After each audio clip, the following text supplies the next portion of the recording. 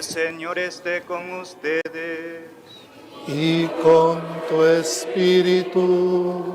Lectura del Santo Evangelio según San Juan. Gloria a ti, Señor.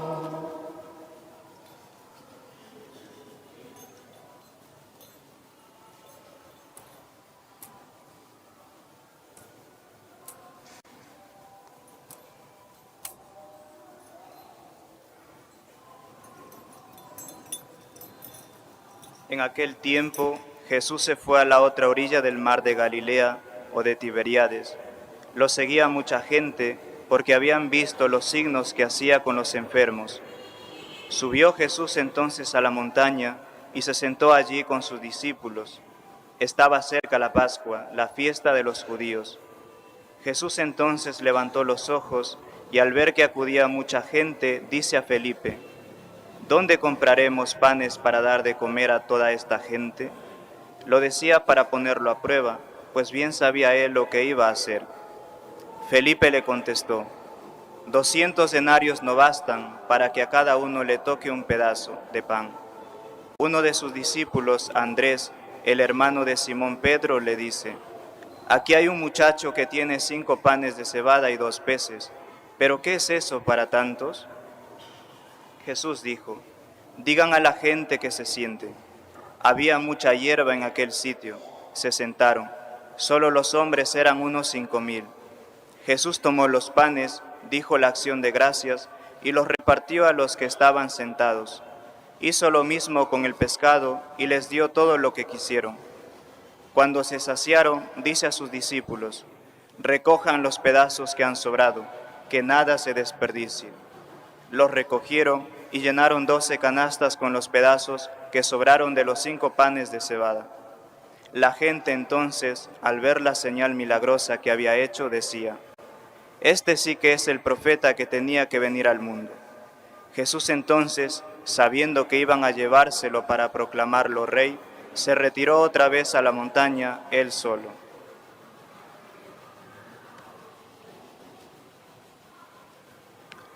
Palabra del Señor. Gloria y honor a ti, Señor Jesús.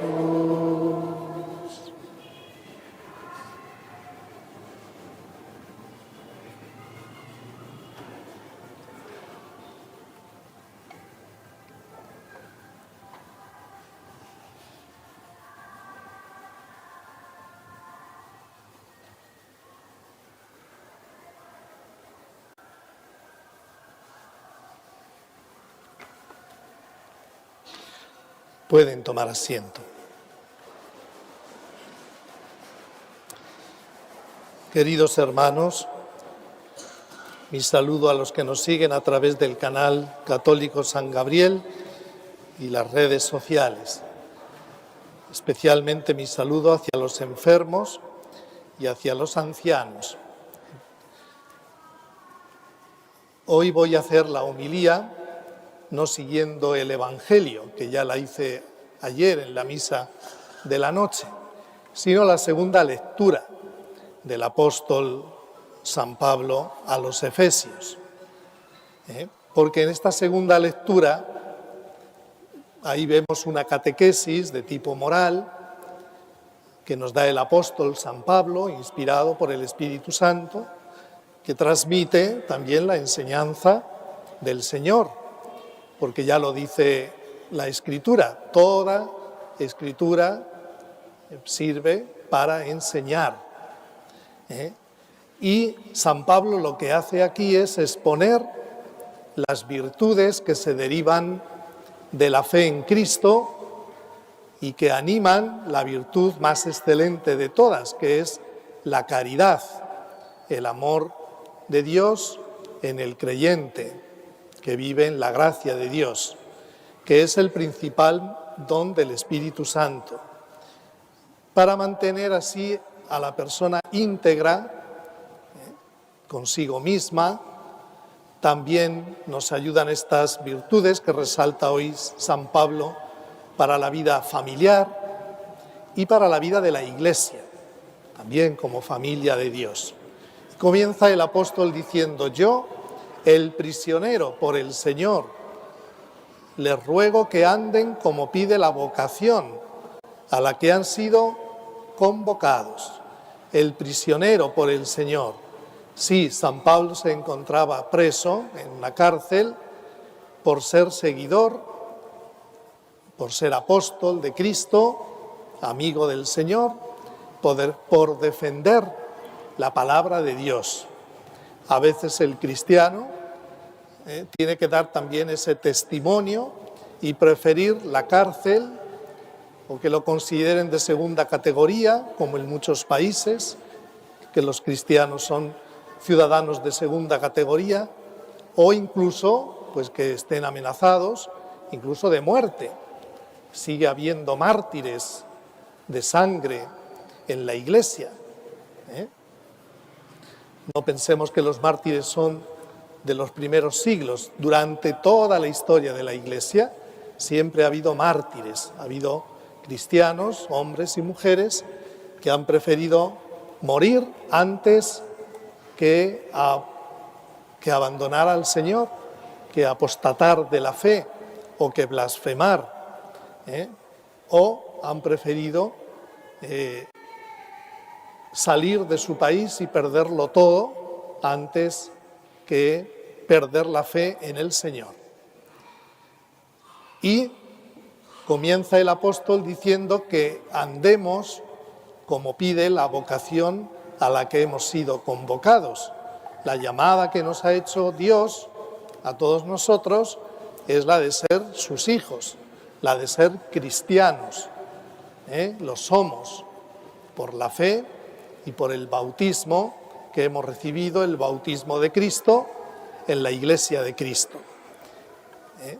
Pero lo somos, pero ¿lo vivimos? Eso es lo que nos tenemos que preguntar. Lo somos, sí, pero ¿lo vivimos en el día a día de nuestras vidas? ¿O a veces nos relajamos, nos dejamos llevar por la negligencia, por la pereza, por el pecado, y ya vivimos como si no tuviéramos fe? Que por desgracia hay muchos católicos que lo son, pero viven como si Dios no existiera, como si ellos no tuvieran fe. Nos exhorta la palabra de Dios a eso, a vivir según la vocación a la que hemos sido llamados por Dios.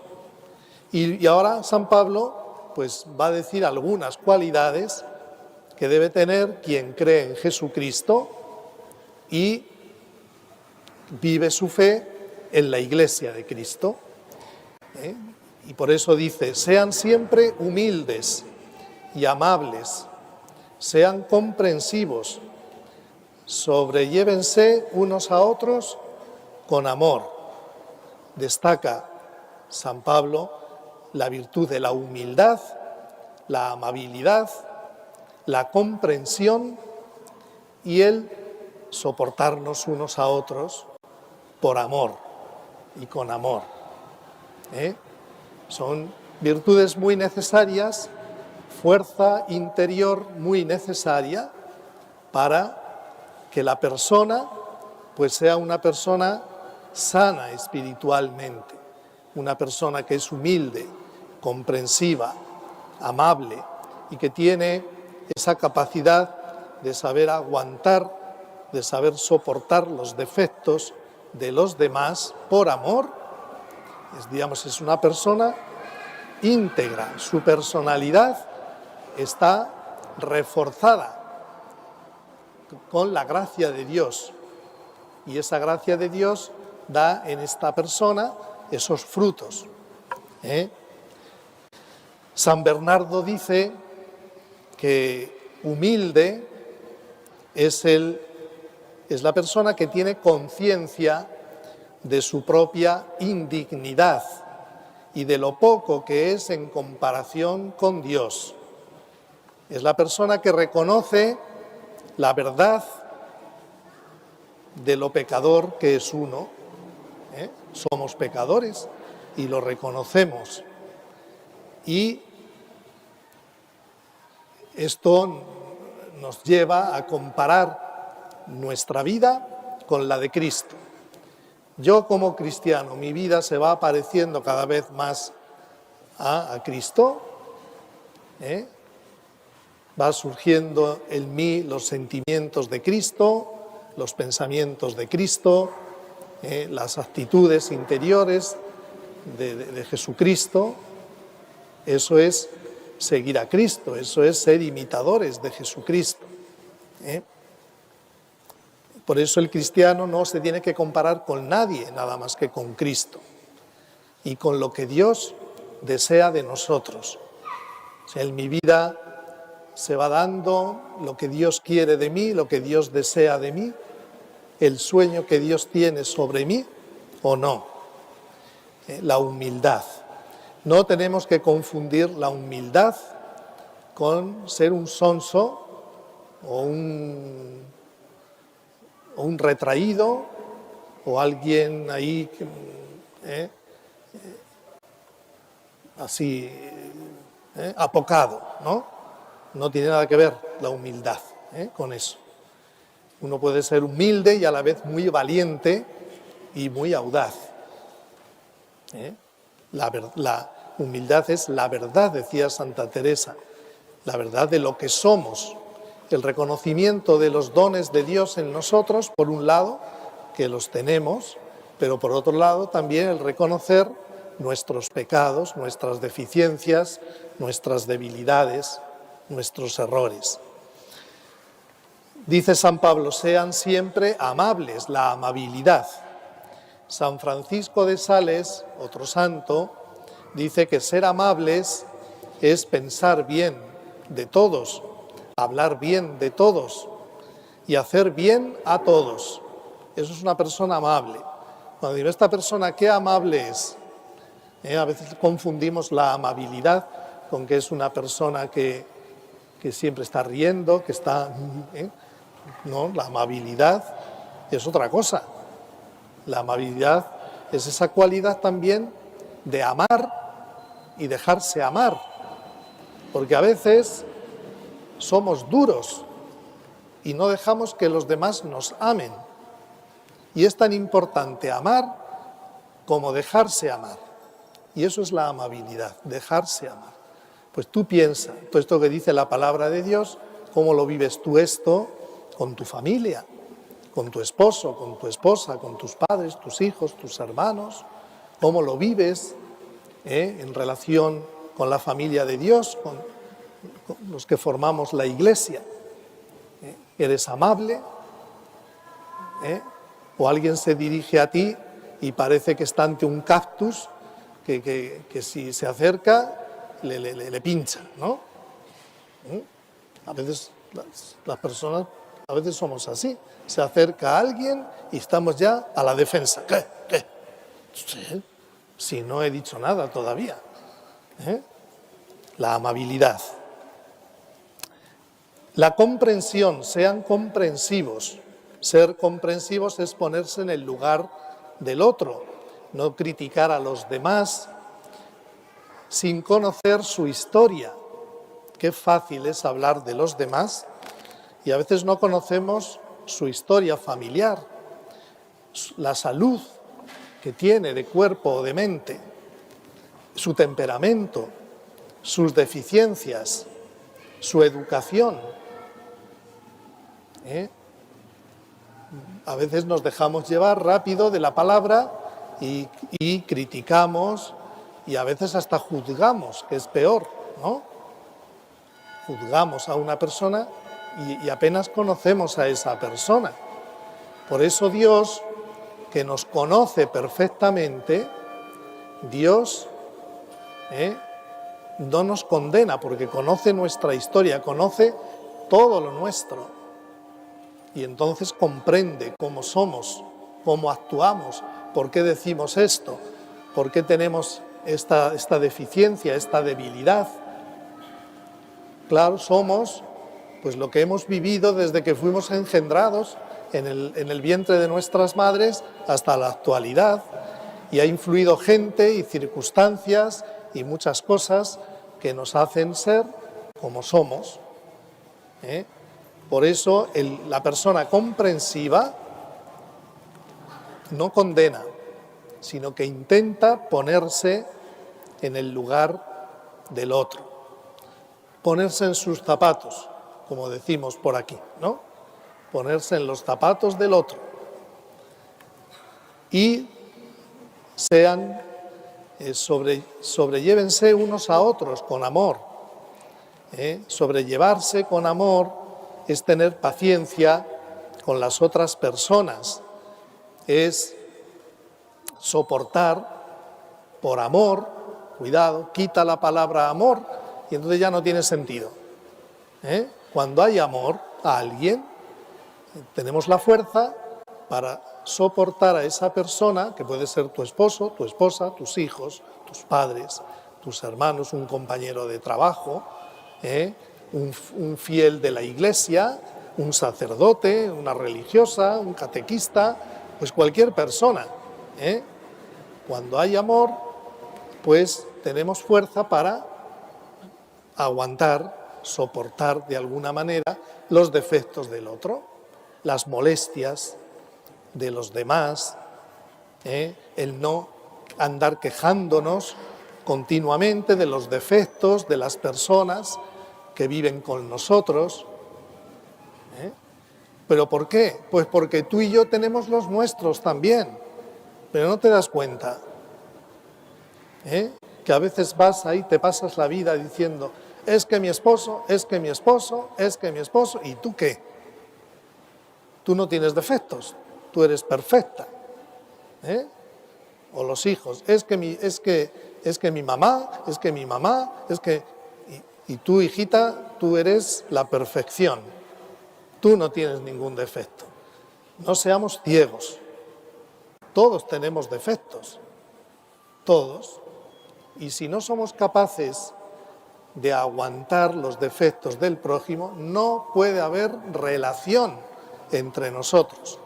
A veces pretendemos que la otra persona con la que vivo sea tan perfecta que eso es imposible.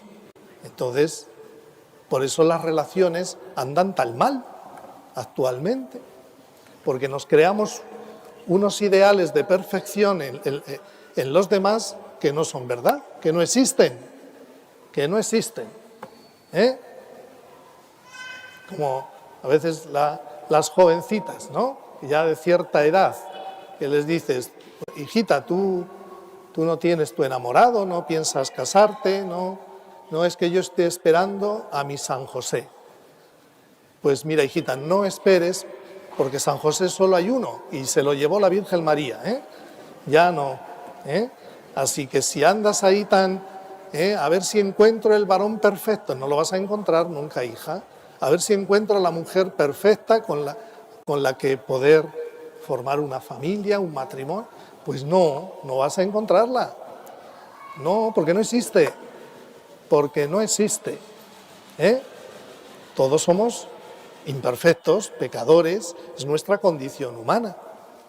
Entonces, el saberse llevar unos a otros, pues nos ayuda a vivir una relación normal. Pero fíjense lo que dice la palabra de Dios sobre aguántense unos a otros por amor. Es el amor el que da fuerza.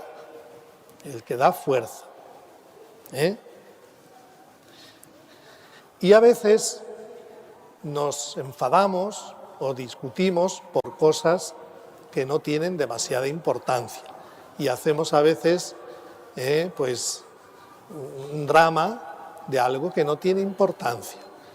Tú, cristiano, lo que nos tiene que disgustar es lo que a Dios le disgusta. ¿Y qué es lo que le disgusta a Dios? El pecado. Eso es lo que nos tiene que disgustar a nosotros. Y hay que pedírselo al Señor, Señor, que me disguste lo que a ti te disgusta. A Dios no le disgusta cualquier cosa, como a nosotros. Sí, le disgusta el pecado, porque nos hace daño a nosotros. Y Dios nos ama, y cuando nosotros pecamos, le damos un disgusto a Dios, porque Dios es amor, es nuestro Padre. Pero luego en otras cosas que no tienen apenas importancia, no hay que hacer problemas, porque a veces hacemos problemitas de cosas que no tienen importancia. Basta cualquier cosita para... ya está. Y nos amargamos el día ya. Esfuércense en mantener la unidad del espíritu con el vínculo de la paz. Entre los miembros de la Iglesia, pues tenemos también que vivir en unidad, en la unidad del Espíritu Santo, en la unidad. La Iglesia está formada por todos nosotros, personas cada uno somos cada uno, no hay dos personas iguales, cada persona es única, irrepetible. Entonces, pues igual en las relaciones que mantenemos, en los que tenemos la misma fe, pues no podemos pretender que ese cristiano sea igual a mí, que piense totalmente igual que yo, que tenga los mismos gustos. No, la Iglesia es una en la diversidad de los hijos de la Iglesia a la que pertenecemos. El Espíritu Santo da muchos dones y carismas, y por eso vemos en la Iglesia distintos modos de vida, y ahí está la riqueza de la Iglesia, en esa diversidad que no se pone a la unidad de la Iglesia. Con todo, siempre le pedimos al Señor en la misa que nos conceda en la Iglesia la paz y la unidad. En esa oración que hacemos después del Padre Nuestro, concédenos la paz y la unidad, porque el pecado nos lleva a la división y a la discordia en la familia, en la Iglesia, en las relaciones con los demás. Una persona que divide no es feliz. Una persona que anda discutiendo siempre, no es feliz en sí misma, ¿no? Por eso la Iglesia pide todos los días: concédenos, Señor, la paz y la unidad. Y al final dice el apóstol San Pablo que hemos sido llamados a ser hijos de Dios por la fe, por una fe, por un solo Señor, por un solo bautismo. Un Señor, una fe, un bautismo. Así es, Dios es único, el Dios y Padre de nuestro Señor Jesucristo. Una fe, la fe verdadera es la fe que hemos recibido de parte de Dios y de Cristo, y que entregó a los apóstoles y a la Iglesia. Y entramos en relación con Dios a través del bautismo, que nos hace hijos de Dios, templos del Espíritu Santo. Por eso nosotros, que hemos recibido el bautismo, tenemos que cultivar nuestra fe, madurar en nuestra fe, formarnos en nuestra fe y vivir una relación de oración con Dios, Padre, Hijo y Espíritu Santo. Todos los que hemos recibido la fe cristiana y el bautismo somos hijos de Dios, un Dios Padre de todos, que está sobre todos y que actúa por medio de todos y está en todos. Fíjense lo que nos dice San Pablo: Dios es Padre de todos nosotros, sus hijos, por la fe y el bautismo. Está por encima de nosotros porque Él es Dios y nosotros no, y actúa por medio de nosotros.